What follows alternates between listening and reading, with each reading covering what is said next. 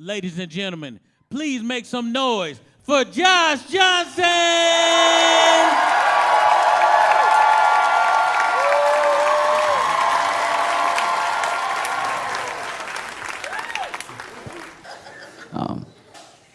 Because it genuinely has been an insane week, you know? Yeah, no, I know. No, it's that part.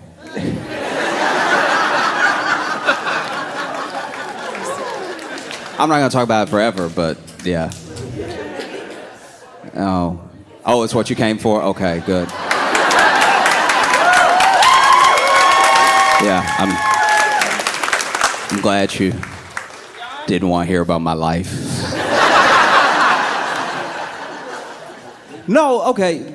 You know, Trump took office and he immediately signed a wild amount of executive orders. They've been one-upping each other every presidency for a little while. Like, I'm pretty sure Barack Obama signed more than Bush, and then Trump signed more than Obama, and then Biden signed more than Trump. But this was like astronomical. This was a whole lot, because basically Trump went ahead and signed executive orders that rolled back a lot of what Biden did, plus his own.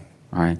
And he did some sweeping stuff. Like, he signed an executive order that began the steps for the U.S. to leave the World Health Organization. I did not do it. But what feels kind of wild to me about the executive orders that Trump is passing, and a lot of the things that we're going to see for the next few months into the rest of his presidency, is basically just a blueprint of everything that Project 2025 said that they were going to do. It's a project that he said he knew nothing about and had nothing to do with, but now that he's in office, they seem hella tight. It's kind of like when you tell the police you don't know somebody, and then the police are like, but here's a picture of you two right here. And the picture hella incriminating, because it's not you just happening to be in the picture with them, it's you being like, hey. You say that you're not boys, but in this picture here, you're holding a different picture of the two of you together. You're like... And sure enough, yeah, Trump signed an executive order that would start the process of the U.S. leaving the World Health Organization. And I feel like there are some things that Trump is doing because they're his idea, and some things that he's doing because his aides and the people that wrote up Project 2025 are pushing him to do it for whatever their own reasons are, right? Like, I feel like they went to Trump and they were like, we need you to pull out of the World Health Organization. Then Trump was like, who?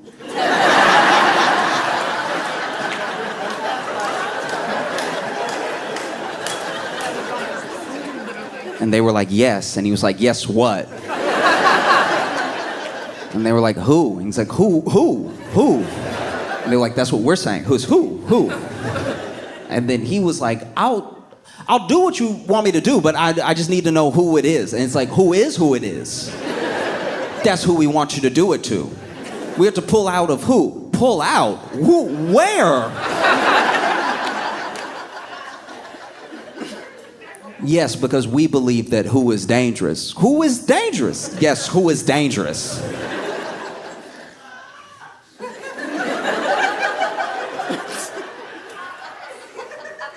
Where is who? Well, sir, who's all over the world? Who is dangerous all over the world? Yes, that's why we have to pull out of who. I'm not in who, by the way. I'm just standing here.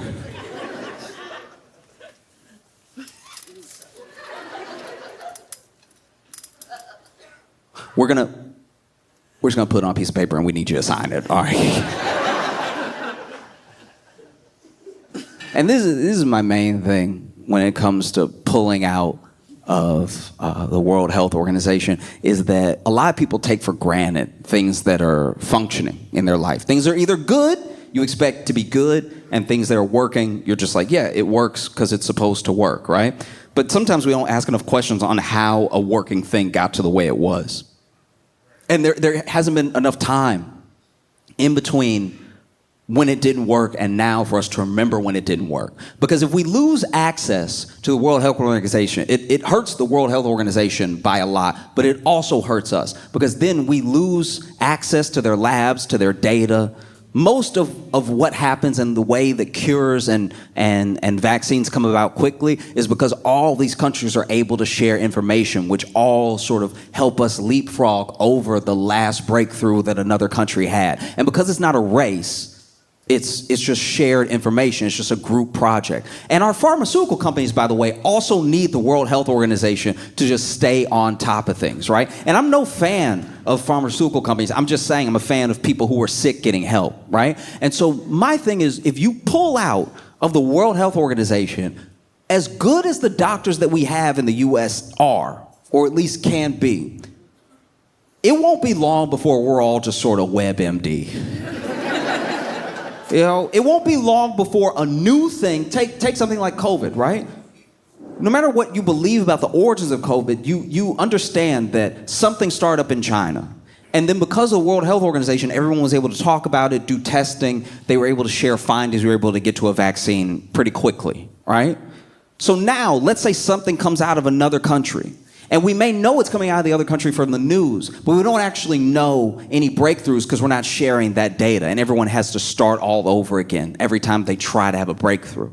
So now you'll just be a regular person walking up to other people like, hey, I'm just asking, just in general, just because I'm curious, but is anybody else like farting blue? No, me neither. No. That's crazy. I don't even know why I said that. That's just like crazy, but like it can happen. You know, I've been hearing on the news that it can happen, and there's people whose whole bathrooms look like a Smurf died. Like it's just stuff can happen. You know, just curious. Yeah. And then maybe someone does get sick, and then that sickness starts to spread. And maybe it's not something that we're used to. It's a completely new thing. So now you have somebody being like, hey, is anybody else that was like not born double jointed, been acting double jointed, like just everything can go in every which way? Because double joint people, they seem to not hurt when they do it, but I'm in a lot of pain. So if anyone has any ideas on what to do, I've been eating as much as I can to lower inflammation, but I'm still got my head spinning all the way around when I fall asleep. And then you won't be able to distinguish certain things because there are things that are not related, that we know through science are like not related even though they're similar, right? You'll be able to know if you have a new thing or if you have a regular version of an old thing. Just walking up to somebody like, hey, look, I'm not trying to get the word out like that. I'm just curious if you've ever heard of this. Do you sleepwalk? Oh, you sleepwalk too? Oh, great. Do you ever sleepwalk and just wake up with a knife every night? Like, does that just me? Okay. We'll have to look into it. This dude also signed an executive order, the one they promised to, delaying the TikTok ban. But while he was talking about it, after he signed it, he was basically saying like, oh yeah, you know, the U.S. should own some part of it, maybe 50%, maybe more, who knows. And it's hard to tell when Trump talks about what the government should do if he means the government should own it or he should own it. Because I'm not gonna lie, this TikTok thing is the most mob boss thing I've ever seen. It's the most like, oh, you like your little thing, like, okay, maybe I own some of it. Maybe I own the whole thing. How about that? How about you get out of here? All right, it's mine now. One of the pettiest things that Trump did was he used an executive order to take back John Bolton's security detail. Now, I don't like John Bolton. I'm not like crying for John Bolton or anything. And if you know John Bolton, you'll know who I'm talking about. He looked like a Scooby-Doo villain. When John Bolton got the mustache of somebody who has retired from tying women to train tracks, all right? This dude one of my favorite John Bolton memories was one time he was on, I think it had to be Fox News, he was on, and for some reason, they must have been trying to kill time or something, they put John Bolton, now he was old back then, so this is old, but he was still old when this happened. They put this old man on a hoverboard. and it was as great as you could imagine. They literally try and explain to him what to do on the hoverboard while he's on the hoverboard, which is the worst time to tell somebody how to operate a hoverboard. Don't let them get on and then be like, okay, now subtly. And so then this man, not knowing what to do, sort of moves his hips a little bit, and he just starts spinning. And you can go back and watch the clip. This man is screaming, ah, ah!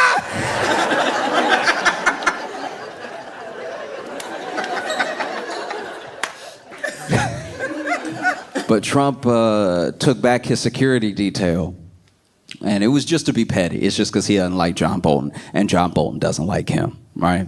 But it's one of the pettiest things I've seen from a government official, because all he's really doing, all Trump is really saying is like, hey, look, now that I'm back, I just want to make sure if you have any ops at all, that they have as little resistance as possible. Him pulling John Bolton's Secret Service detail is like if I uncalled 911 for somebody. Like they called 911 and I called right after, be like, hey, that last dude, he was just playing. Don't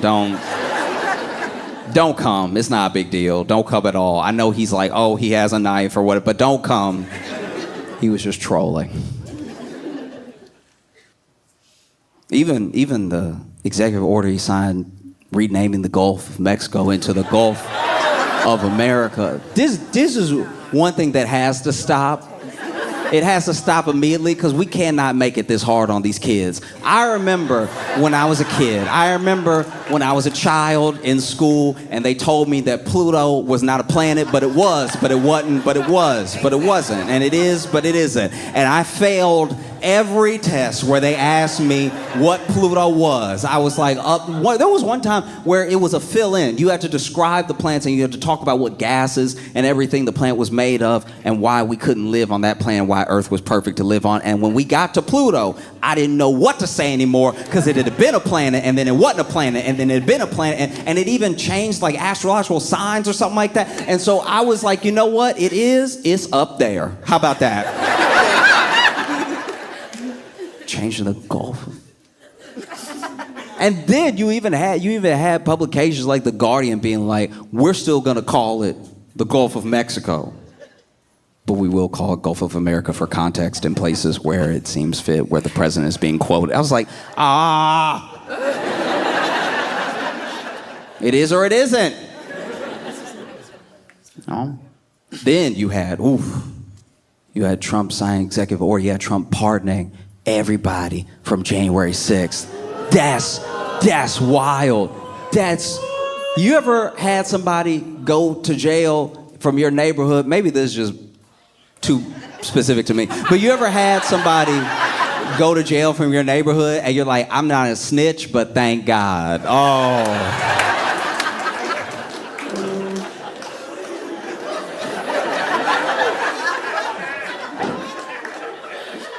There was this dude named LaDon, right? And I can say his name because he's never gonna get out. But there was a dude I knew named LaDon, and I remember when he got locked up, I was like, oh no, don't. Like, you know what I mean? Because you wanna show that solidarity, but the police were taking him. I was like, oh, how dare you, 5-0. I can't stand 12. LaDon, no. Oh, but LaDon was wild. He's like a proper criminal. It's like you know, because then his boys were wearing like free LaDon shirts, and I was just like, Anytime I saw one of them, I was like, oh no, I hope this doesn't have the support that I think it does. There was even one of his friends that wrote to the local. I think it was council person or something, trying to get him to look into it. And I'm not gonna lie, I low-key did like a John Bolton, and I also wrote to the local council. I was like, hey, he was just playing. LaDon need to be in there. Don't pay any attention to what he's saying. Like, he just kind of wilding right now. You know what it is? LaDon owe him $20, and he want the 20 back. He doesn't want him free. He should not be free. LaDon a bad person. LaDon was a bona fide monster. So now imagine LaDon go to jail. The hood is free.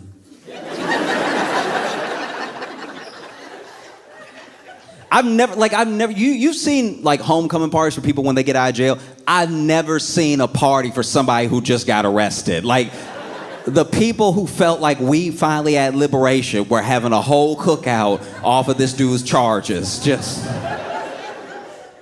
And then his boys with the shirt came to the barbecue. I'm like, are you happy or not? But now imagine LaDon locked up. We can finally rest easy. And then the president of the United States is like, actually, nah, LaDon, well, he not innocent, but I don't care. And now he's coming home.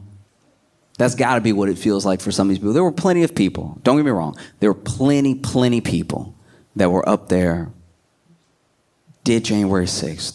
They felt like the election had been stolen. They were sure that they had proof. They wanted to hang the vice president. They came in there with all the smoke, ready for all the juice. And then they get to go home, too. This has to have been a wild experience if you are a J6er, because you were there. Remember when they pooped on the desk? They let them leave that day. They pooped on the desk that day, and then they were like, get out of here. And they were like, you right. And then they left. And they were very willing to be on camera. There were people interviewing each other about what they were doing. It's like, hey, Patriot, what are you doing? Oh, I'm tearing up Nancy Pelosi's office right now in protest of the election being stolen. This is me, James Atwood.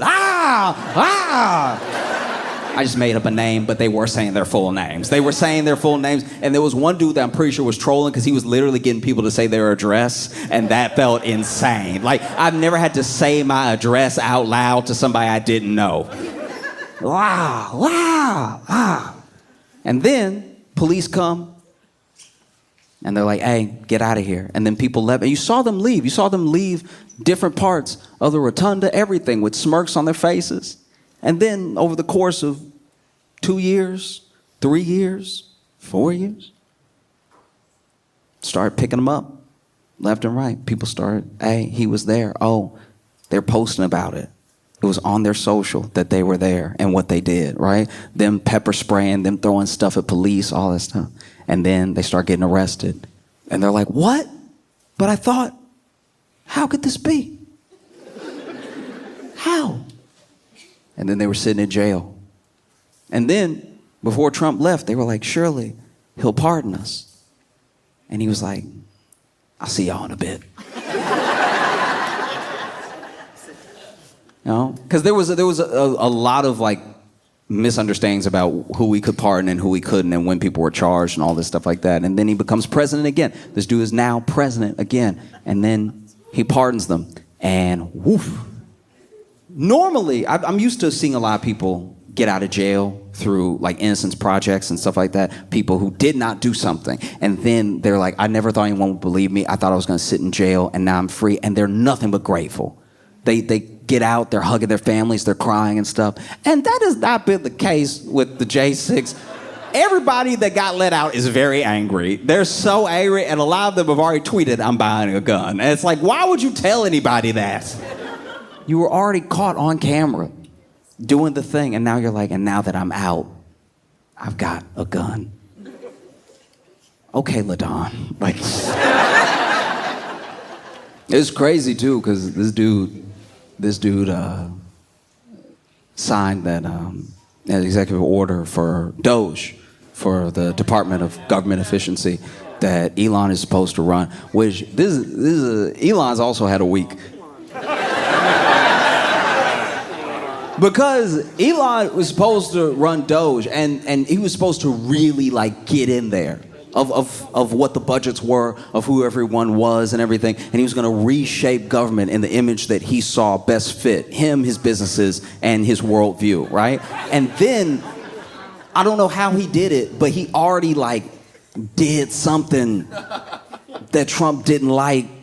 Of course he did. Like it happened quickly, because this dude was supposed to have an office that was near the Oval Office, right? And then one of Trump's, I think a cabinet member but maybe it's an aide. I can't remember who it was, but they told Elon outright. They were like, hey, you're not going to be around here.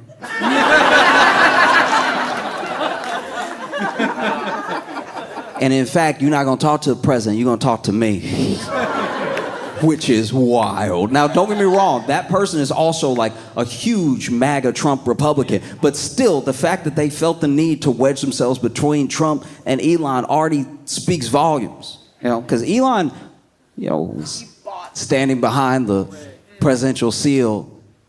And this is how you know that a lot of people are truly out of their minds. This dude did a Nazi salute that we then debated if it was a Nazi salute for like every day after, including the day of. And I don't know if you should be allowed to talk if you can't believe your eyes.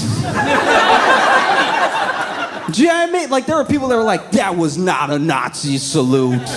He was throwing his heart out to the crowd. I'm like, well, he has a weird pitch. You know what I mean? I always throw my heart like this. And he did it twice to make sure you knew what it was, which is pretty wild. One thing that I like about Elon, which is not many things, is that he always manages to quickly make the people that take up for him look super stupid. Like, really dumb. Because so many people had so many different things. They came to his defense. It was several things at once. It was like, guys, no, that was not a Nazi salute, okay? It was a Roman salute. I'm like, all right, you ever split a hair before? Apparently you don't know what that looks like. No, it wasn't a Roman salute. He has Asperger's. I know a lot of people with Asperger's. I know a lot of people that are on the spectrum. I know a lot of people with, you know, different types of autism on different parts of the spectrum. And when I've hung out with them, and they've needed to point,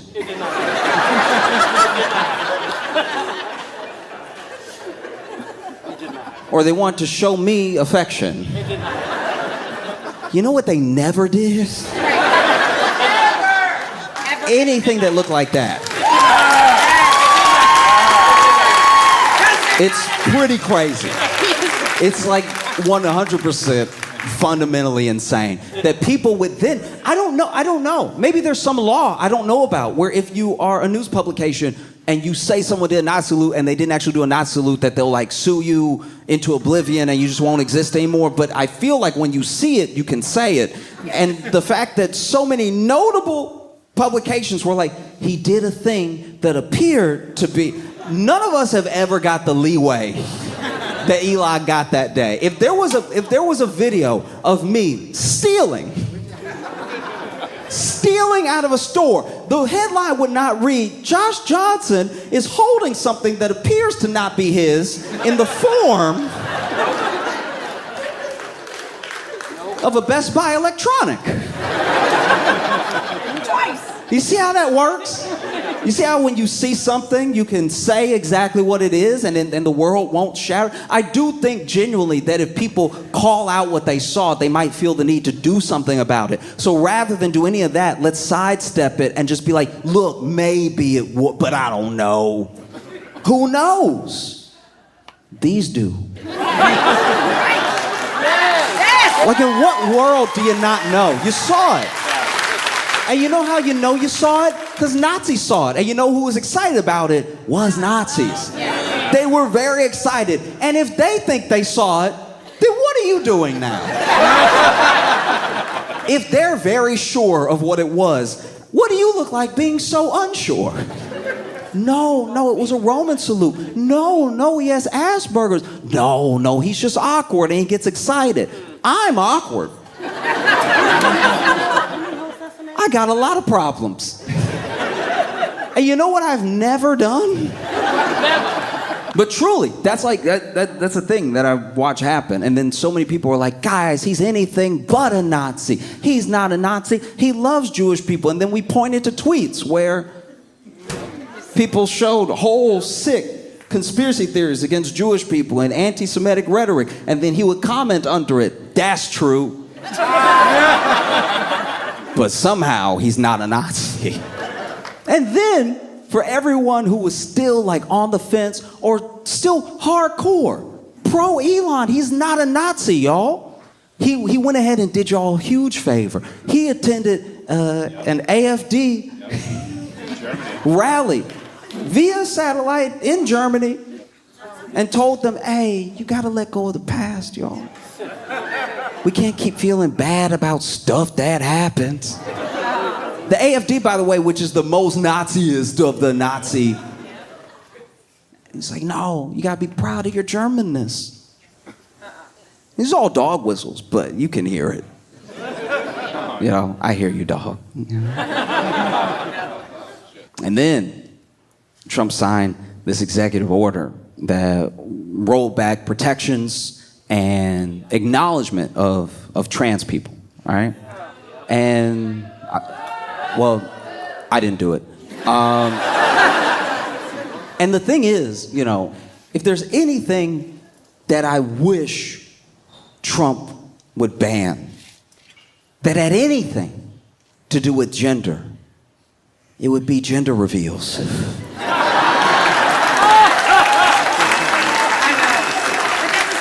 They're getting genuinely dangerous. I watched a gender reveal where they had, because they're creative in the worst ways. Because then I watched this gender reveal where they had a blue plane and a pink plane, right? And both planes were flying at the couple, right?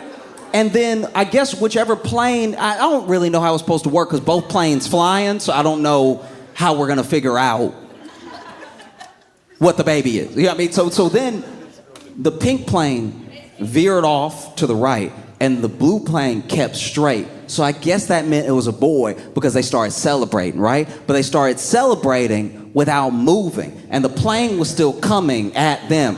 And so it's not a big plane, but it's a little bigger than a toy plane, and it hit the husband in the face and chopped his head all up. Like he's alive, he's fine, but you could tell it hit him hard, and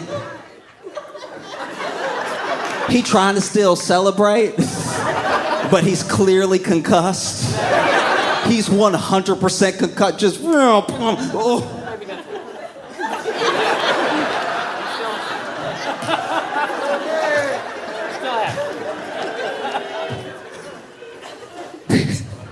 Didn't even put a hand out or anything. I don't know who is like winning with this thing.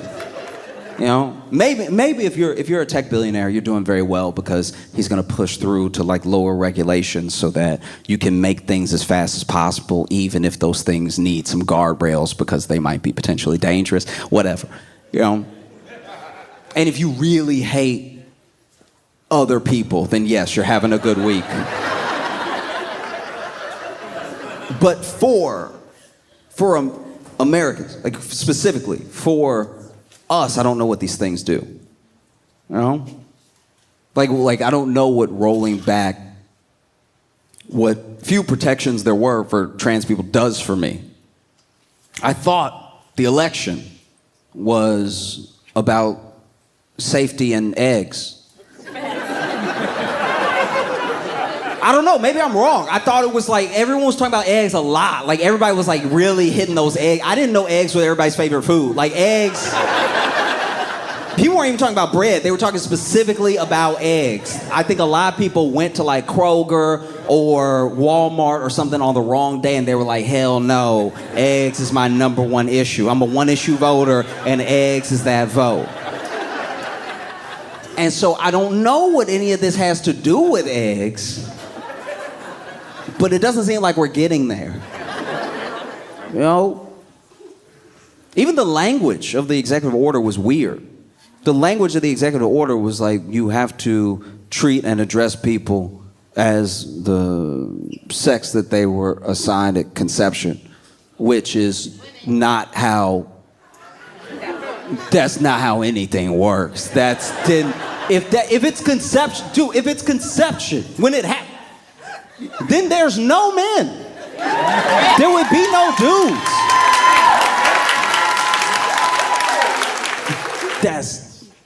This is not a plan.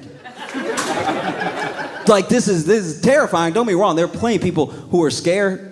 And there are plenty of people who don't know what to do next. And one thing I really want people to stop doing, and I'm not anybody's boss, you can do what you want, you can probably, whatever, screw me, but we're not like cooked. Don't do that thing. Don't give up immediately. Like there's a sort of rhetoric and an idea that like, oh, we're finished and this is it, and like there's nothing that can be done. It's like guys, no. But then you see people devastated, giving up very quickly. Oh man, we're ruined. We're so cooked. It's like, I mean, if you believe that, then we are. Like, if you earnestly believe that, then yes, absolutely. That's what cooked looks like, because cooked is done, and you like your steak raw. So,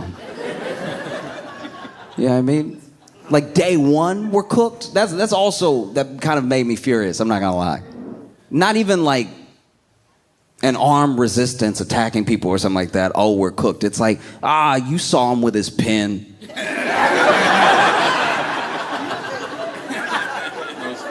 Like, I'm saying genuinely, people, please, if you feel anything, then you should openly speak it. One of the reasons that these things spread, why negativity spreads, why like the general pessimism towards movements spread, is because people let their doubt reign over everything, all of their discussion, all of their thinking. It's like, I'm not saying that I know exactly what to do about executive orders that he passed that I don't agree with. Those things are for the courts to hopefully fight, But I will say, for every person that I know that was affected by an executive order that he has, that I know is scared, I talk to that person. And I tell them, hey, I'm at least here. Now, I'm not the president, but I'm here for you, locally, right? That's how you build community. And that's how you keep people from being afraid. Because people don't know. They genuinely don't know that there are people that are willing to back them up. They have no idea, right?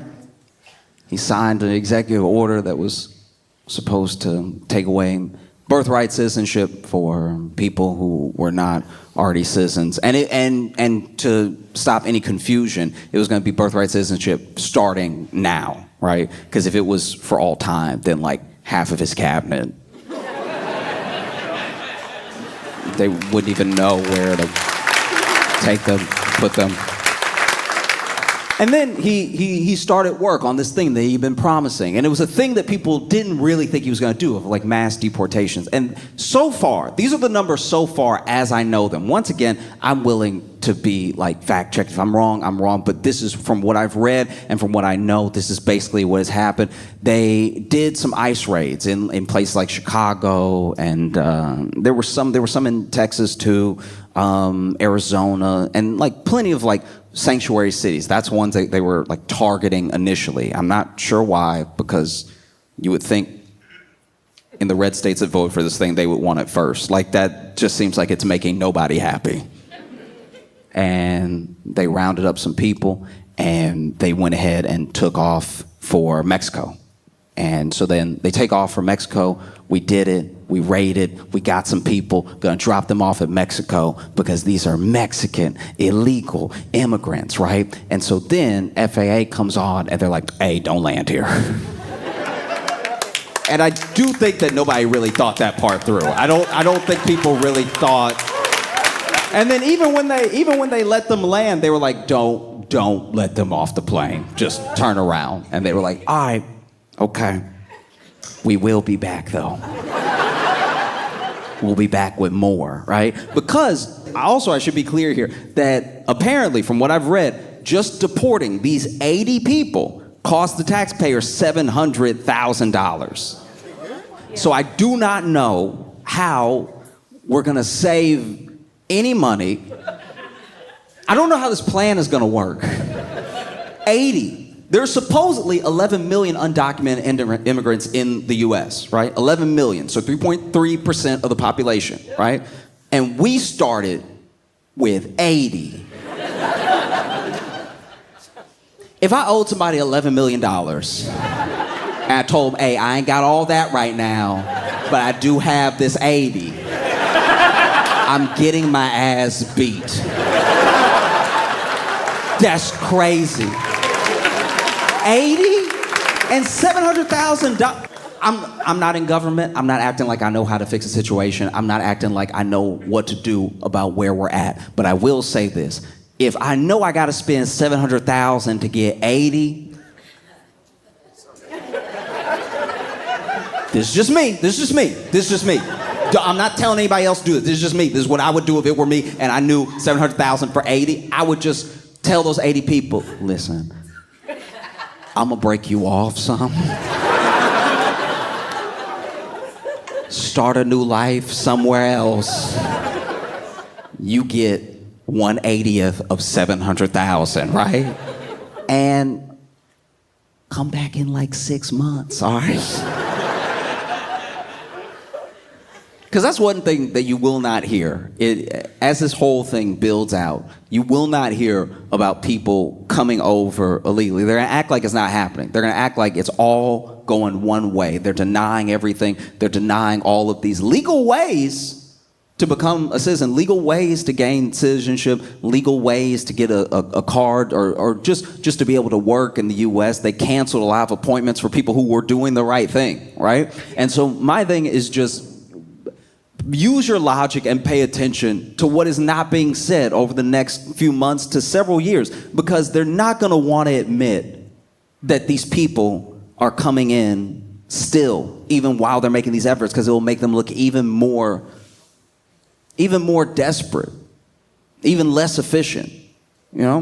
Because they told us before the election all of these incredible stories about how migrants were coming in. They were like, and look, I don't even know how they're doing it, but in Honduras and Guatemala, they're disassembling themselves, mailing themselves here, and then reassembling themselves, and then walking around amongst us. But now that they've supposedly shut down the border, they want us to believe that all of these legal ways of entering have also just stopped. And that's not true. You're fighting a losing battle if it takes you $700,000 to send 80 people somewhere that says, hey, we're not... You know what I mean? That's one of the craziest things too. Is a deeply ironic thing that they did all this, sent the people over, and then the other countries were like, "Hey, those are American immigrants." No, that's crazy.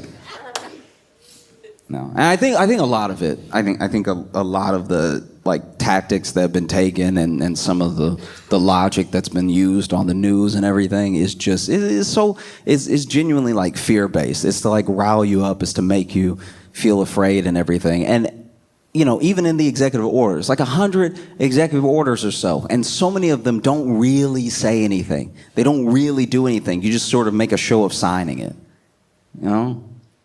Because I'll be honest with you, I saw some of the raids that were taking place and some of the statements that people made and how they're taking things that were normally off the table, they're putting them back on so they can come in your church, they can come in your school. People are scared to go to places that felt safe and everything. And I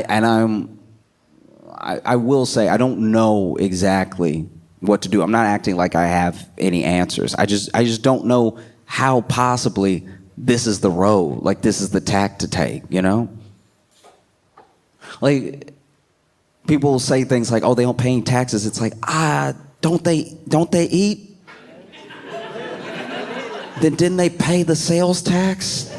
Didn't they pay? And by the way, this not paying taxes thing, they get paid under the table by Americans, by the way. There's no job that they have that an American doesn't give them, and pay them under the table in cash, and probably pay them a little less than minimum wage. Probably pay them in even numbers. So what money could you possibly stand to gain? And I'm not saying the money doesn't exist, that it's not there, and that there shouldn't be a path to legal citizenship so that they can pay all the taxes that we all pay. I'm just saying that, like, are they each owing more than like $700,000 when you put 80 of them together?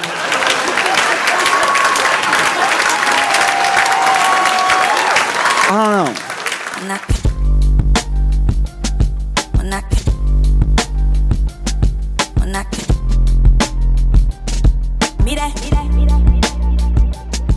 Oh my God, it's Josh Johnson!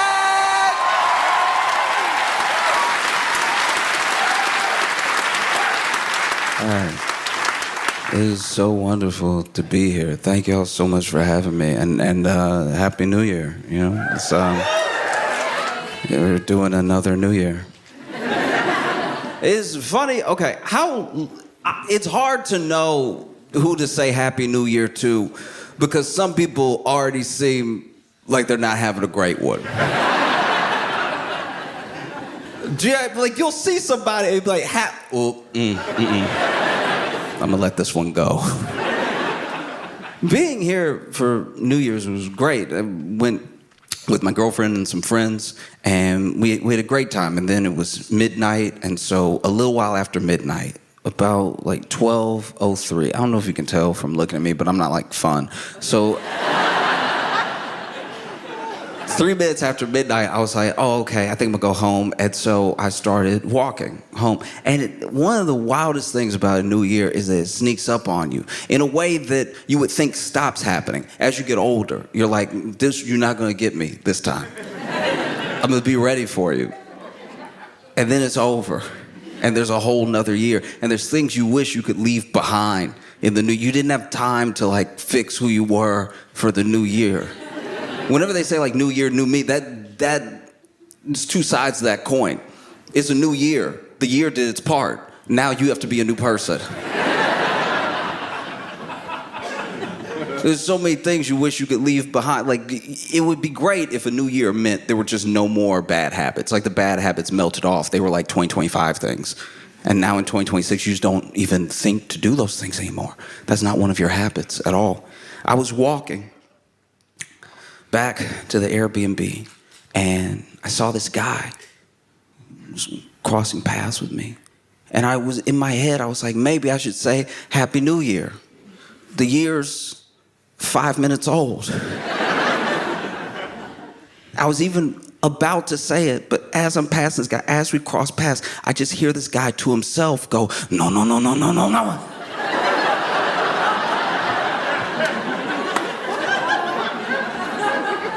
And holding his stomach so tight. No, no, no, no, no. And I knew he wished he could have left it in 2025. I've been having a great time eating here, because y'all forget, y'all take for granted. I don't even know everyone in here, but I know what I'm saying is true. You take for granted that your food is food. And like, your food is food. I live in the US. I live in America, where the food is food shaped.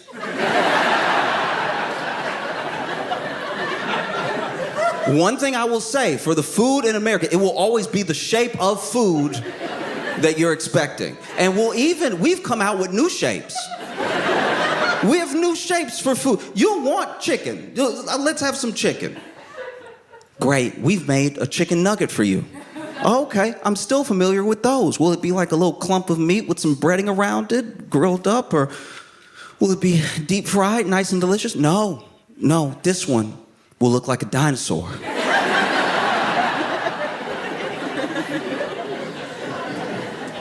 Is it dinosaur meat? No, it's chicken.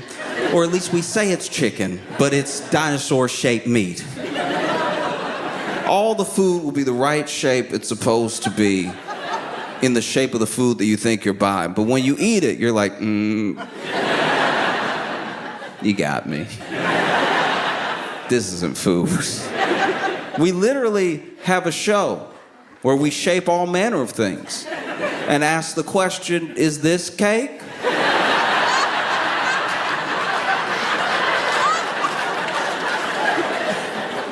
That should give you an indication of what the food is like. All the food here is like food. And don't get me wrong, you have your junk food. You do. You have plenty of your own junk food, and that's very cute, okay? I've had this conversation, I've even had this argument with plenty of Australians, and they'll be like, no, we have our unhealthy food. I'm like, no, that's not what I said. That's not what I was talking about. You have your junk food, which is it's a fascinating attempt at junk food. But that's like telling an American that you also have junk food is like meeting LeBron and being like, I play too. Like,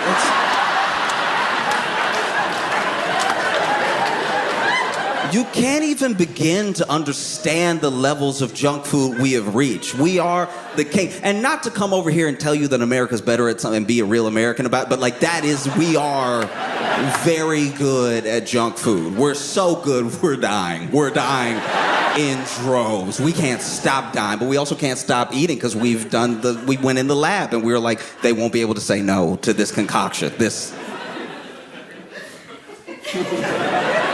Your food is like food. That's crazy. Full food. Like it has, like you can feel nutrients hitting. You can feel, okay, look. I know this is a bad example, but you know like when somebody does drugs on TV and then because they don't have enough time to show what actual drug use looks like, or maybe they don't want to, they make it look like drugs happen like that, like immediately, like someone does the drug and then they're like, ugh, like it's... Okay, that is what your food is like. When I'm eating it, I'm like, that is what wow. I had steak here. I had steak. And I felt like, after I ate the steak, I felt like I could fight.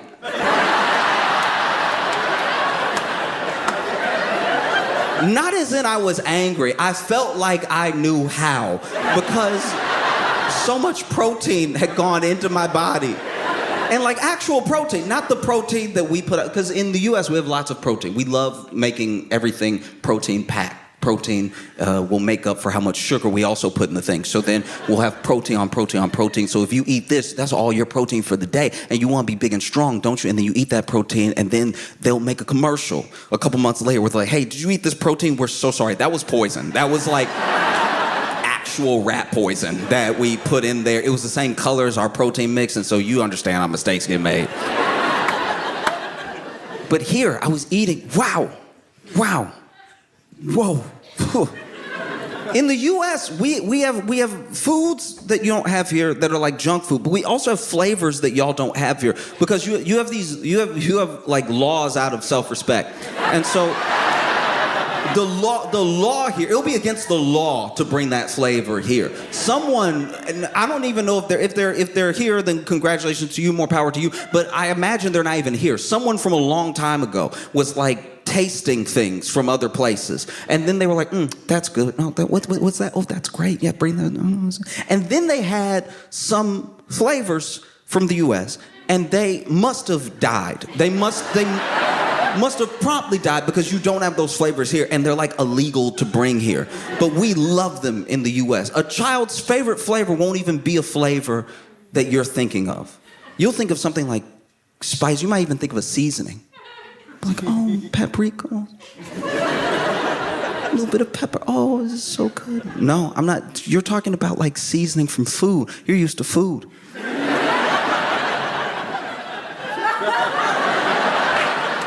It's not what I'm talking about, right? I'm talking about flavors that you could never imagine because they don't exist in nature, because they're not real. Use your imagination. I'm talking about flavors that don't make any sense. You will talk to a child in the US and their favorite flavor is blue. I don't mean blueberry. I don't mean a natural, the hot pink but blue color that's usually just on posters for movies. That will be the color of a food, and that color has a flavor, and that will be that child's favorite flavor because they've never been introduced to food. And then, as someone from the US, as an American, you travel, and you find out that we have this horrible reputation for being like loud and boisterous, dumb, stuff.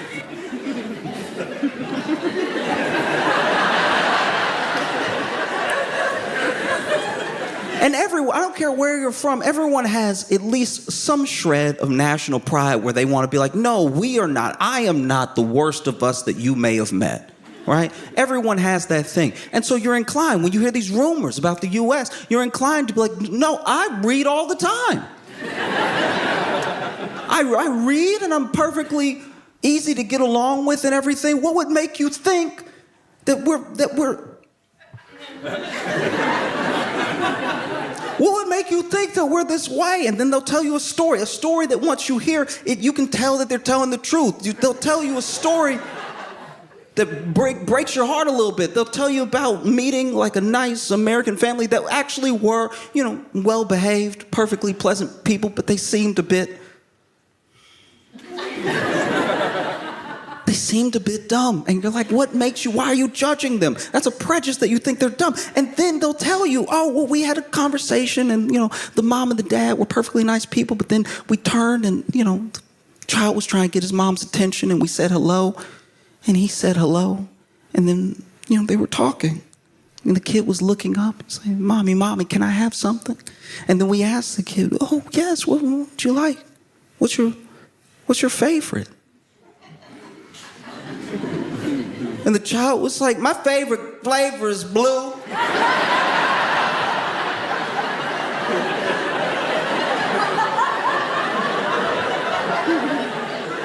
And as soon as you hear that, you're like, yep, that definitely happened. That 100% happened. We make attempts at food. We still have the fruits and vegetables for sale in the U.S. They're there. You can buy, if you went, you could buy them. You would see them there. And you would even think, oh, this is just, you would walk in to a grocery store and you'd be like, this is just like a Kohl's. Look, it's basically a Woolworths. And then you'll bring the produce home and you'll eat it because they can't fool you forever. And you'll take a bite of like a blueberry. I remember when I had my first blueberry of this trip and my first blueberry in Australia, period. Because I've been several times now. And I had my first blueberry and I was like, wow, whoa. It makes you want to strangle someone for keeping the secret of blueberries from you. Everybody walk around all nonchalant. Smiling, acting like the blueberries here aren't good. I see you keeping secrets. You thought you could get it past me? I had a blueberry here and I was like, jeez. What is, oh, wow. Did that thing where you don't want the food to be over. I did that weird thing where, I bought several blueberries. I didn't buy just one blueberry. So it's like, I don't know why I was like Oliver twisting it, but like bought this blueberry and then I was just...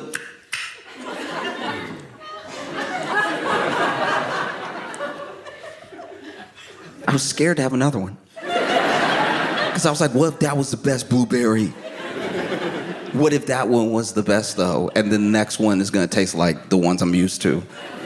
I had another one, and the other one was crispier. It was tighter. Because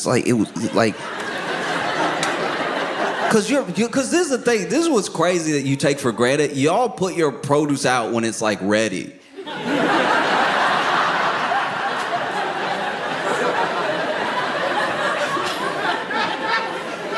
Don't let the U.S., anyone in the U.S. but me, I'm the only one your secret is safe with. Don't let them come over here and find out that you put out the avocado when it's ready. That's not what's happening in the U.S. I'll tell you about it in a second. But the blueberry, it was tight. It fought me a little.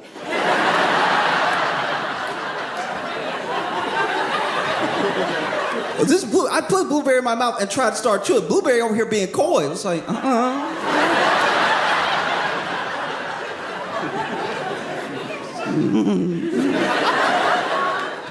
No. What are you doing? Okay. That's not what's happening.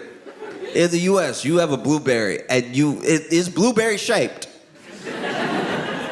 They play a mean game. It's blueberry shaped. It's even, you pick it up, it's even blueberry weight, and then you pop it in your mouth and you start chewing, and you're like, this is a nipple. There's no way that it has no give to it. I'm still chewing. This is crazy. The avocados here, the fact that you can buy it and say you could, you know what I mean, you could eat it that day. You could not. You could save a day. In the U.S., we do a thing with our avocados where we put them out as if they're gonna be food. And then it's a lottery that you can't possibly win of which avocado will be a ripe avocado. Because there are some avocados where you feel it and you're like, okay. And then there's the little test you can do. Like, oh, you know, if you press, just give it a little bit of push with your thumb. And if it pushes too easy, it's a little bit overripe. And if it has no push, then it might as well give it a year. I've had a couple of avocados here where I can admit they were a little tough, but still they were like ready. It was like they were put out with some sort of care. But the avocados in the U.S., you buy one, and you're like, all right, I like to gamble. Let's play.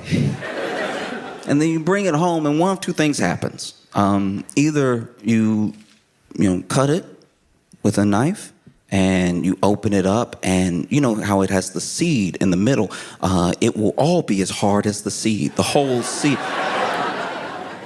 In fact, the first time I bought avocado in the U.S., I was like, I was living on my own, and there were a bunch of foods and a bunch of produce that I had never tried until I was out on my own, right? And so I remember buying an avocado and bringing it back and trying to cut into this avocado. You would think I was cutting the kitchen counter because it not only did it have like no give to it, but by the time I was done, I had actually cut through the whole avocado because the whole avocado was as tough as the seed.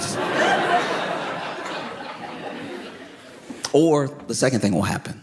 The second thing, which is you bring the avocado home, you put it on the counter, and it disintegrates in front of you. It gets so soft in front of you that you go to cut it, and it's like, no need, and it opens up. And you see a tiny demon's face. A little whisper of vapor goes up. And you lost. No, never take for granted the food that you have. This is real food. Like I couldn't understand. I can understand being vegan in the U.S. because you probably should. Like I can understand being vegan in the U.S. because like being vegan in the U.S. is like a self-preservation because they're telling you. Sometimes they'll tell you, oh, we've actually loosened a bunch of regulations around what we can feed the animal. So, for instance, in the U.S., there are some pigs that are straight up fed sawdust. To stretch the food that they are fed. So it's like sawdust, they cut it with whatever they're feeding them. So then when you eat it, you're like, oh, there's no wonder it tastes like splinters, you know? And here, y'all are like, oh, no, we should eat quality meat. And that quality meat, I have not been to a farm in Australia, but I've passed a couple, and it looks like a good life. I feel like it'd be very hard to be vegan here because you're eating good meat. This is very good meat, but all this meat has a story.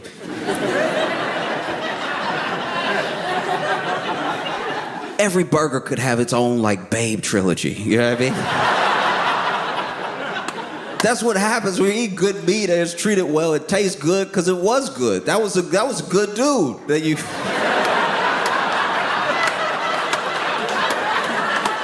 He was courageous. He was good to his friends and everything. That's why meat's so supple, you know. In America, you're like, no, I could tell this meat also, it not only did it have a hard life, but it probably wasn't a good person either. Like, this is, you could tell this chicken was racist or whatever. I mean, like, something.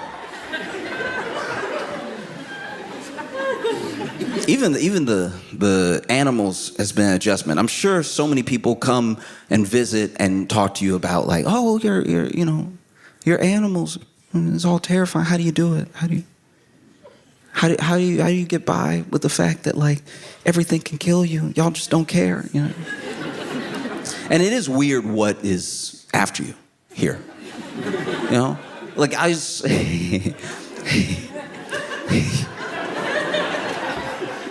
saw a spider here. Don't do that. Don't do that.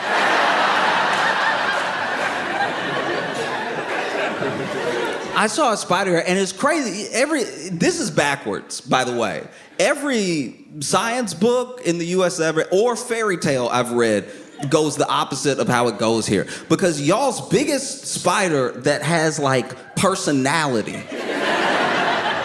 Your biggest spider that's over here just floating in front of you and legs open.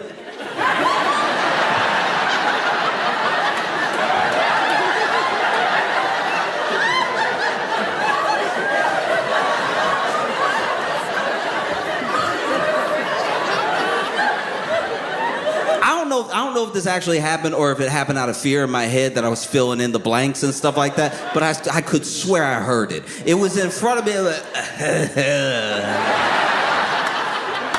yeah, I mean, like, it had a chuckle like an uncle. You know?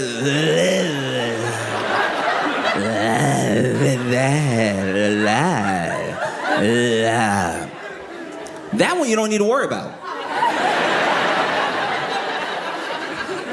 Y'all will walk up to that one, let it crawl in your hand, open a door, and toss it out. That's crazy.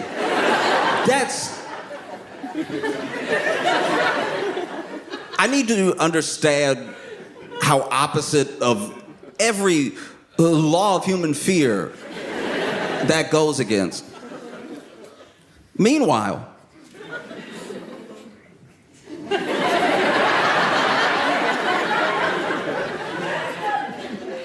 the smallest, the tiniest, not even worth mentioning.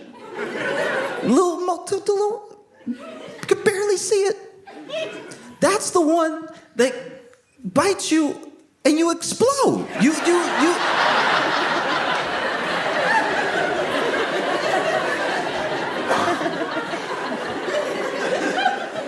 I've watched it happen. I was watching this nature documentary, and this dude. It's funny because maybe it wasn't a nature. Actually, okay. To be fair, that was, I don't know. It was probably, I don't know if racist is the right word, but it was probably bigoted of me to be watching this Australian guy talking and see spiders and assume it was a nature documentary. He may have just been living his life, but, like, there was a huge spider. It was in his face too, and the cameraman was following him, and it caught right up to him because he turned and it was right there, right, and it was over.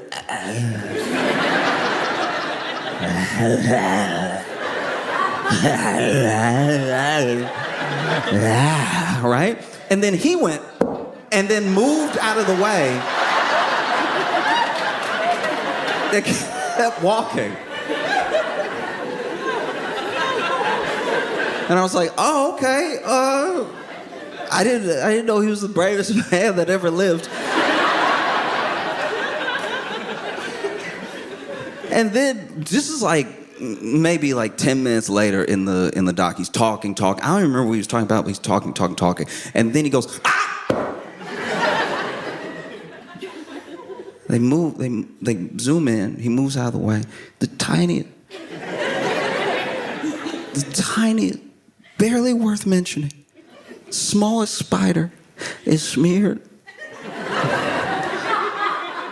on the wall, and then the camera goes back to him, and he's like,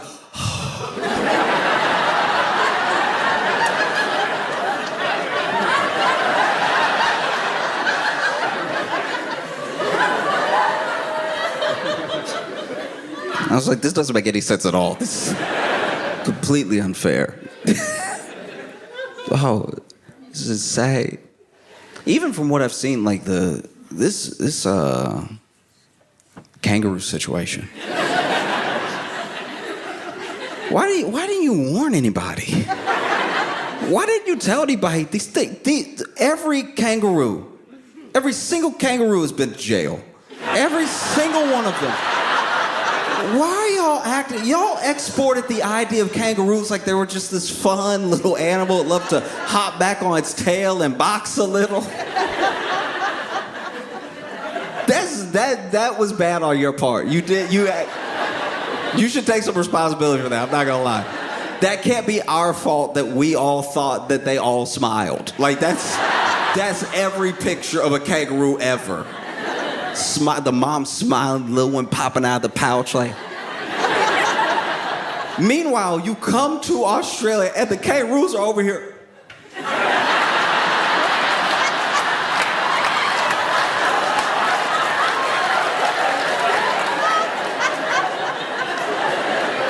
Every kangaroo looks at you like you just said something you shouldn't have said about its mother.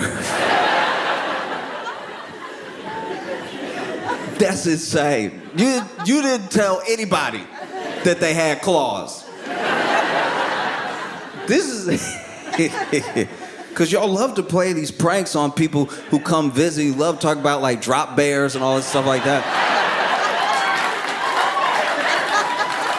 Y'all, forget the drop bear. You already did it with the kangaroo. Americans are going to come over here like, oh, there's one. Give me a high five, throat out. Nobody told us how strong these things were. The first time I even saw a kangaroo that was like real, that was like you know what I mean? Like the kangaroo, the way that y'all would see a kangaroo and keep driving. That one of those kangaroos, the first time I ever saw one was the one thing that you let slip. The one video you let slip to the rest of the world. The one. Where that guy, his dog was with the kangaroo. You didn't tell us that kangaroos love drowning dogs. That sounds like an attribute you'd want to get out there. Imagine if America just sent out an animal into the world, like an American, like, cow, right? An American cow, this is prime American cow right here. And we just let people come see it. And just never told them details that would be very important to know if you were gonna meet a cow. Imagine if we were like, oh yeah, cow, yeah. You can go pet them if you want. Oh, by the way, they do stand up, so. Just be mindful of that, you know, when you walk up to them and everything. No, this kangaroo's over here. Kangaroos love to drown dogs.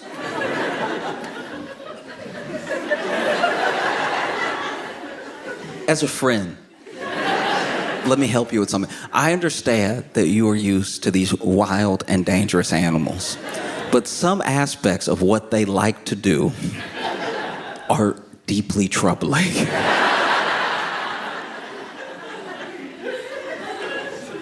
And so for you to not communicate first that the kangaroo, which we only know through y'all, loves to drown dogs.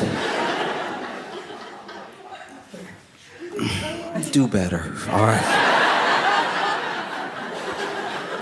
Imagine if I had a friend who I was introducing you to, right? This is Stefan.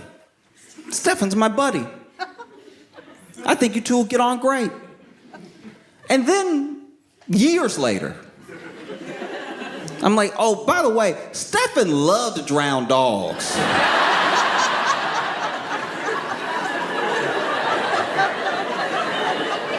I think it would change how you feel about Stefan. But anyway, this kangaroo got the dog.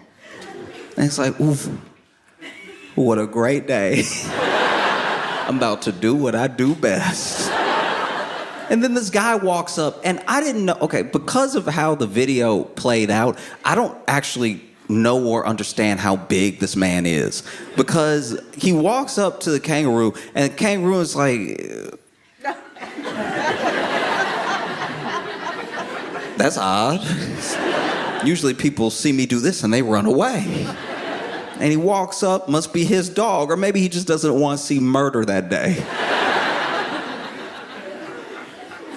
And admittedly, the first video that I saw was on silent, so I don't know if he yelled anything or not, but he definitely had the posture and the shoulders of somebody who might have been yelling, which I didn't know that kangaroos understood English, but yelling, and then kangaroo sort of bows up a little bit, and then you saw it, he punched that kangaroo in the face.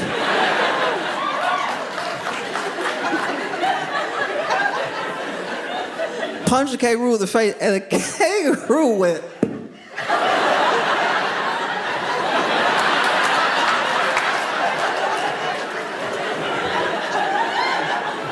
This has never happened to me before. And I'm just saying, like, as a species that boxes, he should have covered. You know what I mean? Like, he should have seen it coming.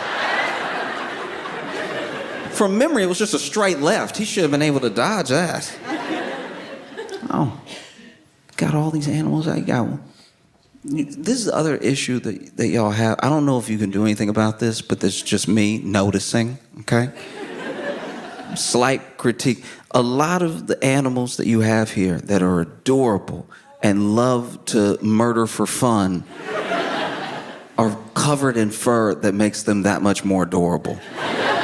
So you'll see like a wombat, and you'll think, friend?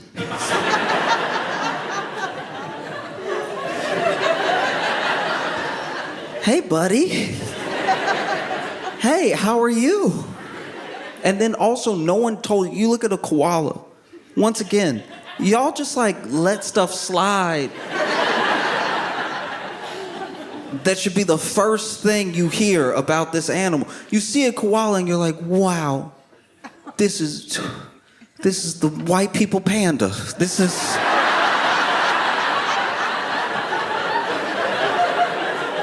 is truly incredible. Look at this adorable animal. Look at it sleeping. Loves bamboo, I think. I don't know.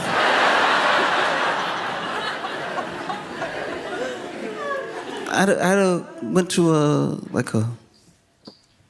outdoor, I don't know what you would even call it, because it wasn't like a national park or anything, but we went to this place that had koalas just chilling in the trees, and you could walk by and take a little picture of the koala and keep walking and everything. And I saw this koala turned and looked at me, and I was like, oh.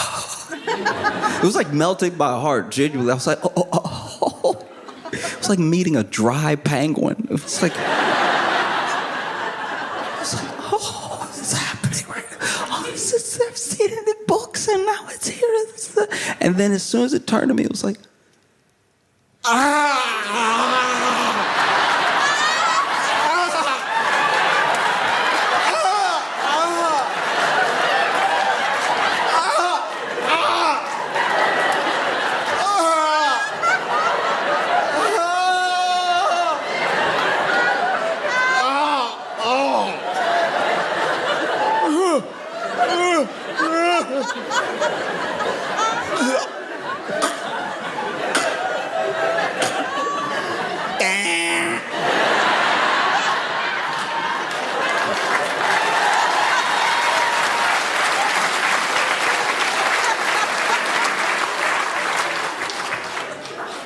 why?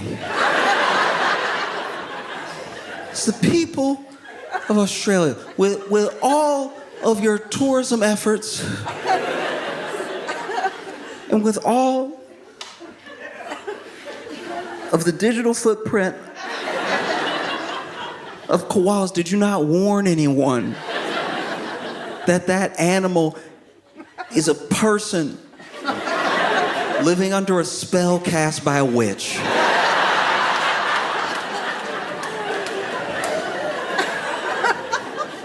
It's the only way to describe what I heard. But it's just normal. I'll tell you one thing. I used to live in Chicago, and I'll tell you about this night that I had. It's not the whole night. It's more just as in one instance where I used to do these open mics all over Chicago. I would go anywhere that there was an open mic. And I would do these like what they would call like mixed open mics as well, where it was like music, comedy, magic. You could do anything. And then I would go to the comedy open mics. And then every once in a while, if it was a storytelling open mic or maybe poetry, I'd ask, like, I would tell them, I would warn them that I was going to do comedy. I wouldn't just act like the whole thing was a poem.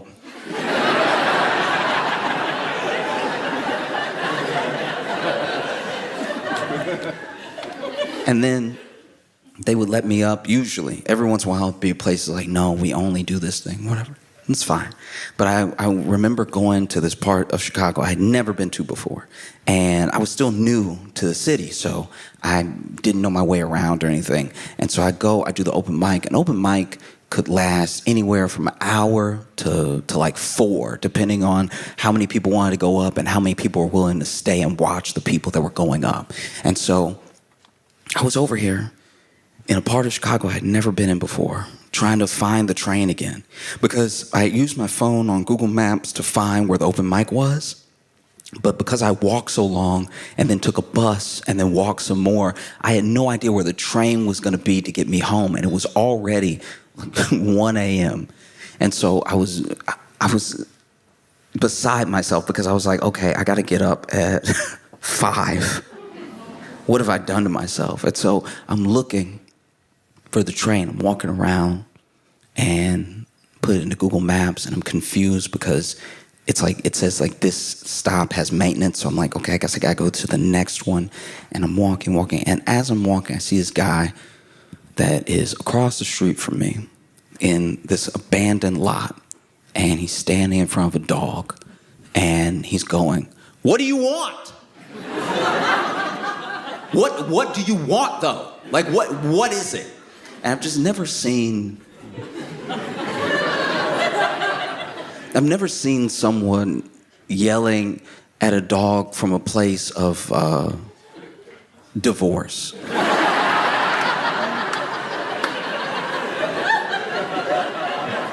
Do you know what I mean? Like, because it wasn't like, what do you want? Like when a baby's crying or something, you're at your wits' end. It was like, I'm done. What do you want?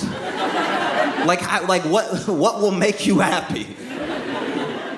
And anyway, he's like, what do you want? What do you want? And then the dog, this happened so fast. The dog just zooms towards him and bites his crotch, right?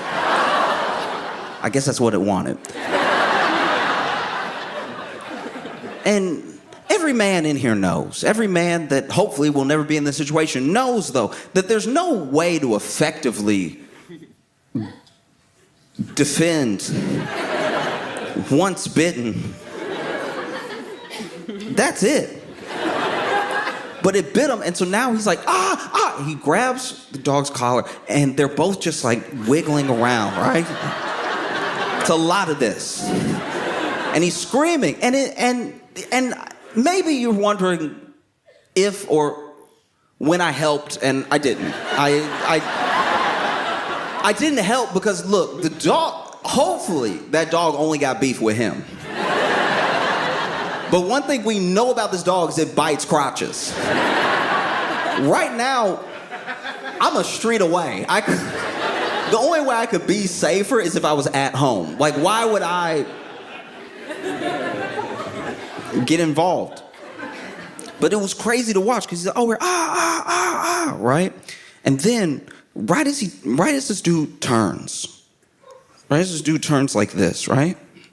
There's a car that drives up, jumps the curve a bit, and hits him from behind. Okay? Doesn't hit him that hard. It was already slowing down, but it hits him to where his legs go up. And the dog lets go, the dog runs off, and then a guy gets out of the car and looks exactly like the guy that got bit. Like, he gets out of the car, and I'm like, it's him. It's him not bit. It felt like a moment from a movie about time travel. Where maybe this is what went wrong in that man's life. Maybe he got bit and then he was never able to make it work with the love of his life. Because she was like, I love you, but you bit. Like, we gotta be friends. So then he went back in time, got a car that decent. It was like, I don't know, looked like Kia Sorento or something like that. But then drives up and it's like, oh wait, I focused so much on the time travel that I didn't plan for this moment, what I would do. And I'm late too, because I was supposed to catch myself before I got bit, but now I'm being bit. Maybe the only thing to do, maybe the only thing that'll break that dog's grip is if I hit myself with that car. And so he hit himself from behind with the car, and then dog let go, mission accomplished, I guess. Clearly what actually happened is that guy had a twin. That has to be it. But even then, even a twin, why would they hit you with the car? Maybe they're not close, I don't know. The entire reason I told you this, the whole reason I told you everything I told you is because in that moment, being across the street, seeing this thing happen, which took like 0.5 seconds. Like, I swear I saw him, what do you want? Ah, boom, right? Like, it all happened together. Maybe his brother was already coming to pick him up, and the dog, maybe he didn't know the dog. Maybe the dog... Maybe his brother was always gonna hit him with the car. I have no idea. The whole reason I'm telling you this is that being a spectator on the other side of the street from that thing must be what it's like to be an Australian watching America.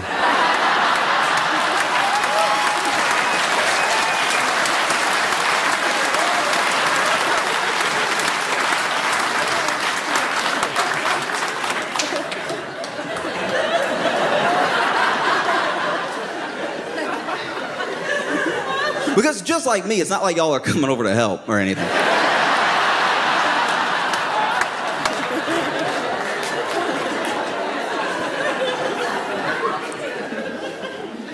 And also, just like me, you're like more confused than you clearly are concerned.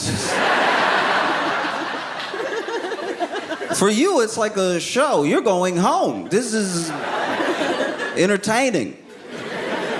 I'm the guy in the middle. What do you want? Ah, boom. That's your show. That's my life. That's what life is like. I don't know if you've been keeping up. Why would you? Why would you if you didn't have to? If you didn't have to. I know that you keep up because y'all know about the world and stuff. Y'all have like genuine interest in other countries and people and everything. But I just, wow. If we knew you were watching.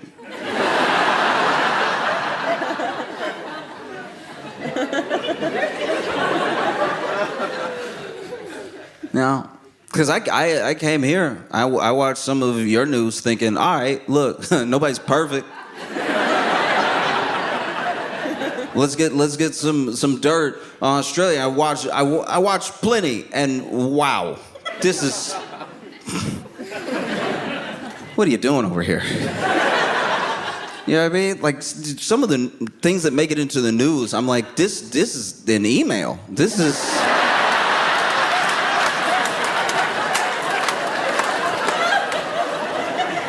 Like every country has its problems, don't get me wrong. Like every country has its problems, its tragedies and everything. I'm not saying nothing happens or that there aren't issues. I'm just saying that most of what is put out there to stay in the know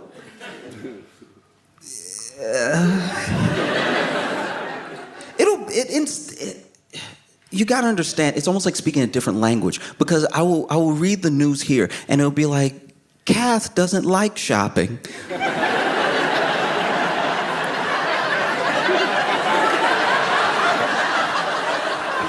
She hates going to the grocery. So she's already planned all her 2026 meals.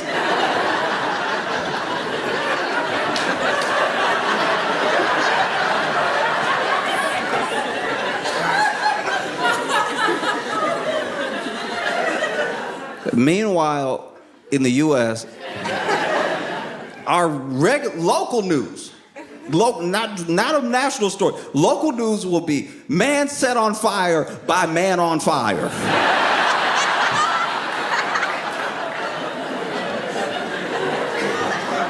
With hug.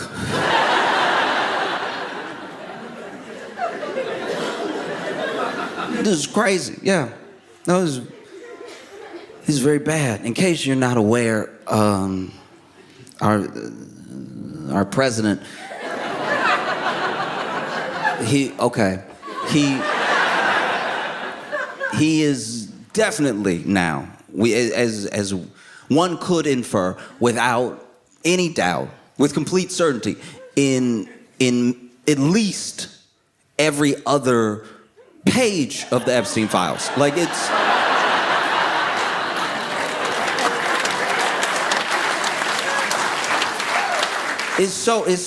so bad. This is very bad.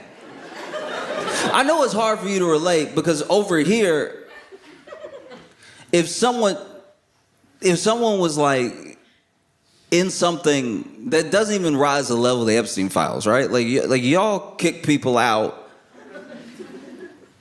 for like missing a comma in a memo. Like it's, like this is unbecoming.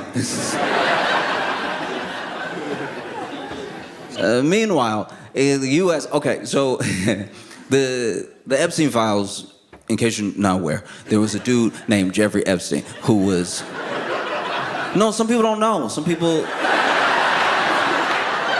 no, for real, especially here, some people don't know. Some people, like, I know that as a country, y'all keep up with the goings-on of other countries and everything, but I'm telling some individual people here will not know. The Kath doesn't know. There's no way that Kath knows about the Epstein files. I refuse to believe that we live in a world where Kath is up on all current events in the U.S., but just hates grocery shopping so much.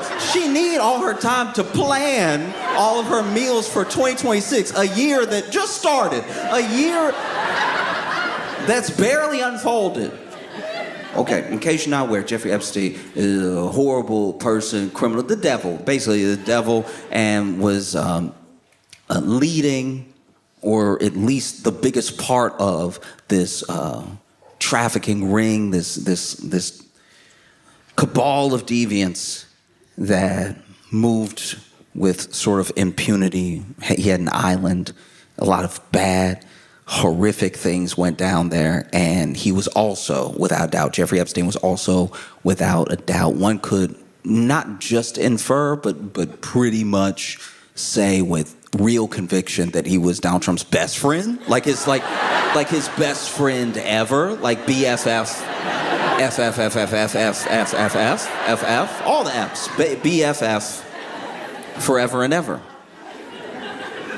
Is very bad. It's bad, and so they've been fighting. And when I say they, I mean like the House Oversight Committee, I mean Democrats, I mean generally people in the public of the U.S. have been fighting to get the Epstein files released. In fact, ironically enough, Donald Trump ran on being someone who would release the Epstein files. Now, he did not say those things specifically. The people around him were talking about how he was going to be the most transparent president of all time, and he would release things like the Epstein files because there was a big push to get people energized around something that could be controlled, like a sort of narrative, and then that could get people out and voting, and then maybe they would just do away with it whenever the time called for it. But what they didn't account for is that people actually care if there are billionaires running around all over the world doing like a trafficking ring. And so, I know, who knew? And so even though part of his platform was being the type of person that would release everything, as soon as he's in office and they're actually talking about releasing it, everybody's like, that's basically his diary. Like, we can't just...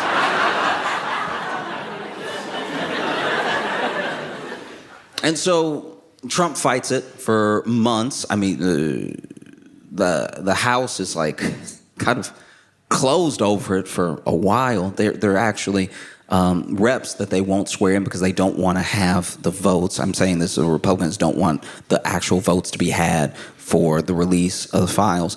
Finally, that happens, though. Finally, they vote on a Transparency Act that would release the Epstein files, and it gets passed off from the House to the Senate, and then the president has to sign. So it gets passed to the Senate. The Senate actually, crazy enough, signed it so fast, I don't even know if it touched the desk. Like it just sort of floated in the room like a cartoon piece of paper, and then it landed on Trump's desk, and Trump gotta sign it. He has to sign it, because if he doesn't sign it, it sort of stops with him, and it makes him look super guilty. And he already looks very guilty. He already looks really guilty because, okay, I'll back up for a second. Remember what I said about like you eating McDonald's in the US and it not being food. It's like not food. You know what I mean? And then you eat it and then you're like, ooh, I feel terrible. I feel like somebody fought me in me. Like it's crazy. And then you have to go to the bathroom and then your whole body is like, we're never doing this again. But then you do, because it's addictive. And I know that like McDonald's here is not the same as McDonald's in the US. I know that because admittedly I've had some, and it doesn't do that to you. Like you actually, I bit the food like it was gonna do it. I was like,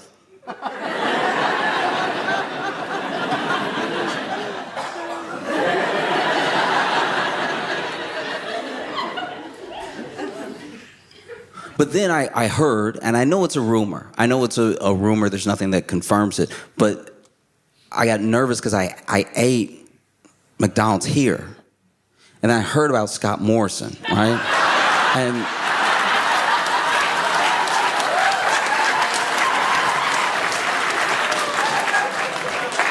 I was like, oh no, maybe it's not different. Maybe, because that's exactly what happens in the US.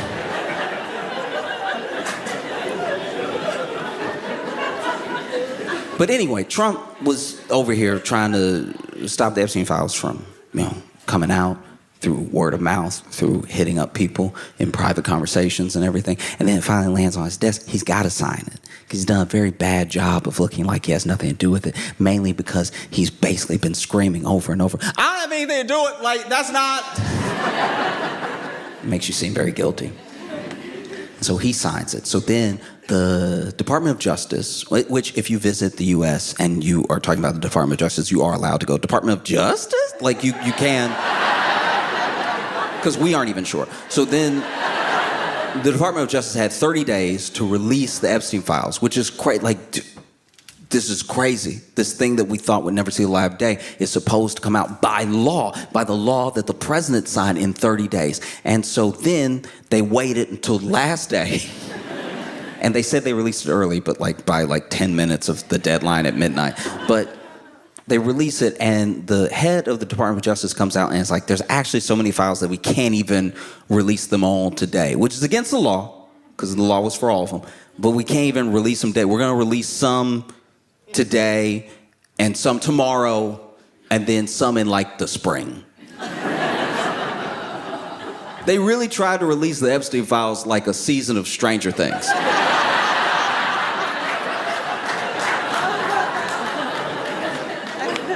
It was insane.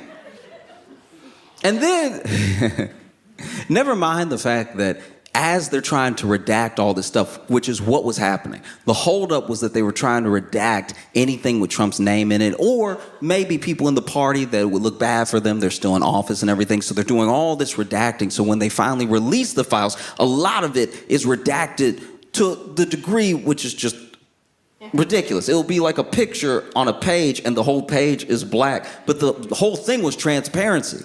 You have to tell us what's in there, and you have what's in there. But then they did a bad job of redacting. They did such a bad job of redacting that some of the stuff with Trump's name on it got through. And then they tried to redact it the next day, but that's not how redacting works. We know now. You showed us.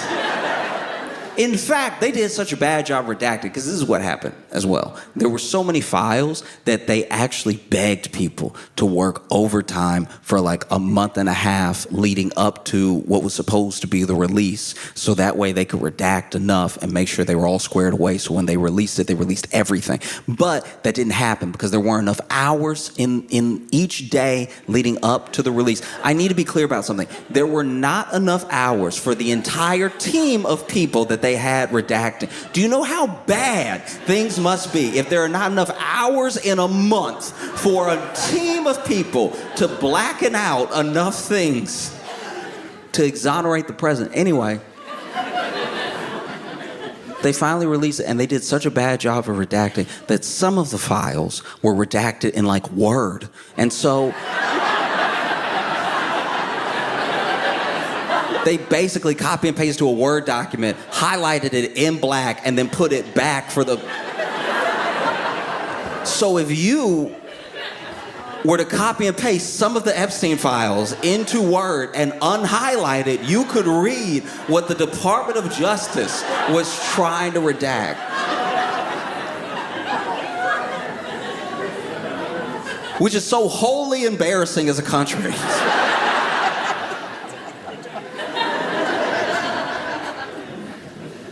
And it's all because Trump has done such a bad job of trying to cover up that he's not in the Epstein files. Scott Morrison did a better job.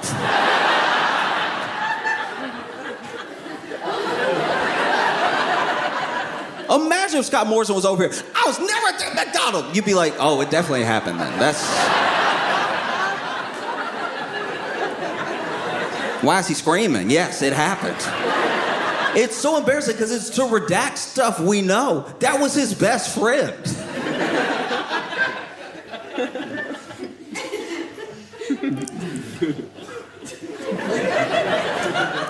It would be like trying to redact any relationship between peanut butter and jelly. I know y'all.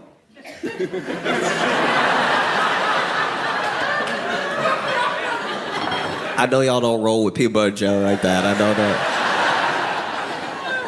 I know y'all like, that's our food. But like, it...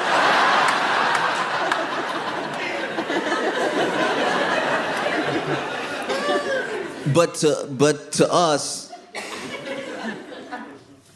it is.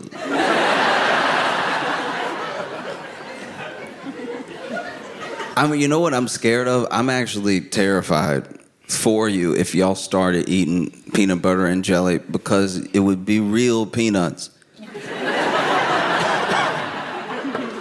It'd be jelly from like a fruit. And I don't know if any one man is ready for all that power.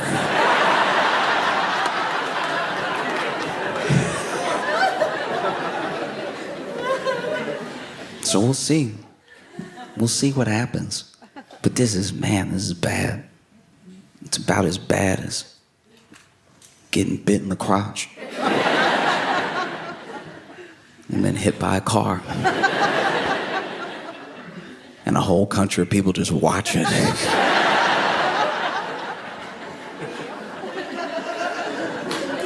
Because I will say that there are people, I know there's like murmurings and there's attempts and there's the schools of thought here that would like to bring more of what America does.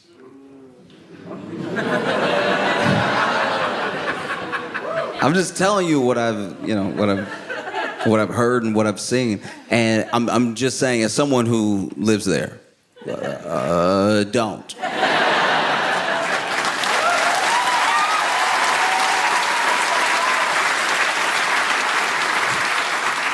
I am begging you, don't do it, all right?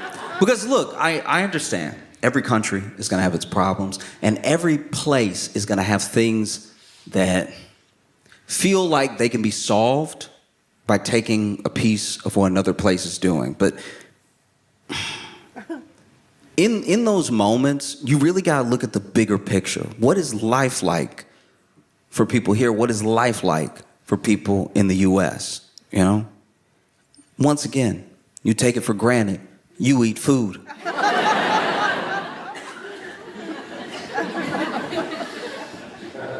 You eat food, and there's a general belief system that seems to, from the people that I've talked to of differing opinions, both Aussies in the US and Australian citizens here, there is this general attitude, general mindset of the things that a government, a country owes its people. And those things are, I think they're a big part of why this is a great place to live. And I think that tossing them to the side for a little bit more of what America has, which is, I will say, a game.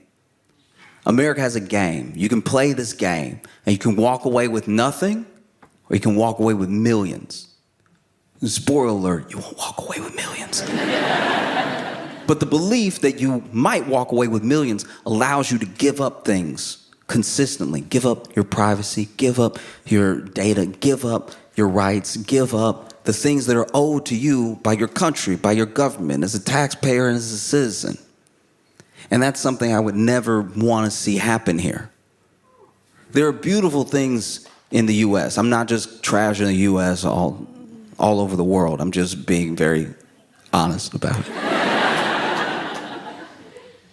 But I just see people who have a genuine belief in what seems like an understanding of what it takes to take care of their neighbor. And when you take care of your neighbor, then eventually you are taking care of your country, you know?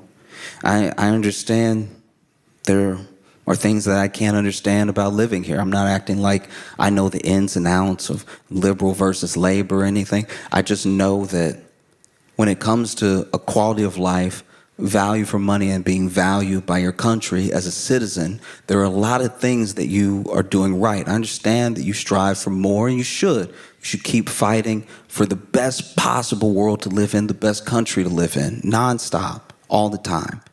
It doesn't mean that you can just pat yourself on the back and quit. It just means that what you're doing is working, whether you know it or not. Traveling opens your eyes to how people are living in different parts of the world. And I'm telling you, as someone who has started traveling and doesn't want to stop, I'm seeing all the ins and outs of places, and yes, what they may be lacking, but what they're really doing right. And I'm telling you, when I meet people, when I talk to people, for all of its problems, and for all the things that I hope get better about living here, with living here, you're doing a lot right.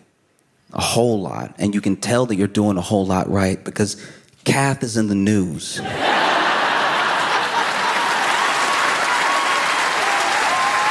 Melbourne, y'all been amazing. Thank you so much. I appreciate y'all. Thank y'all so much for coming out.